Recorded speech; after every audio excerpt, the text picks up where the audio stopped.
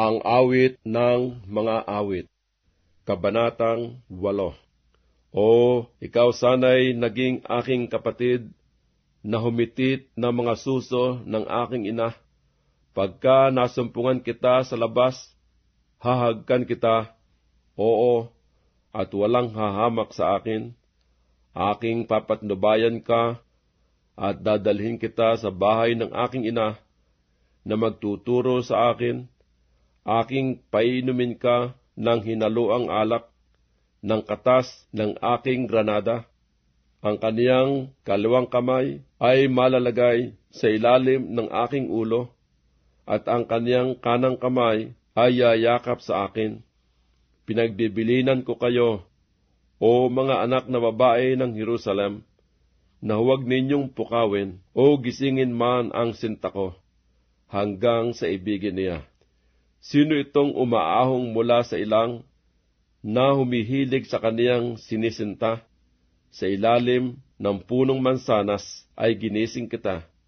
Doon nagdamdam sa iyo ang iyong ina. Doon nagdamdam yaong nanganak sa iyo. Ilagay mo akong pinakatatak sa iyong puso, pinakatatak sa iyong bisig, sapagkat ang pagsinta ay malakas na parang kamatayan. Panibugho ay mabagsik na parang Siol. Ang mga liyab niyaon ay parang mga liyab ng apoy, isang pinakaliyab ng Panginoon.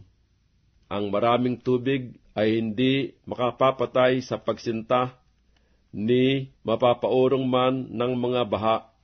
Kung ibigay ng lalaki ang lahat na laman ng kanyang bahay dahil sa pagsinta, siya'y lubos na kukutyain.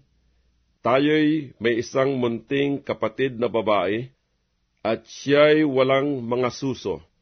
Ano ang ating gagawin sa ating kapatid na babae sa araw na siya'y ipakikiusap? Kung siya'y maging isang kuta, pagtatayuan natin siya ng muog na pilak, at kung siya'y maging isang pintuan, ating tatakpan ng mga tablang sidro.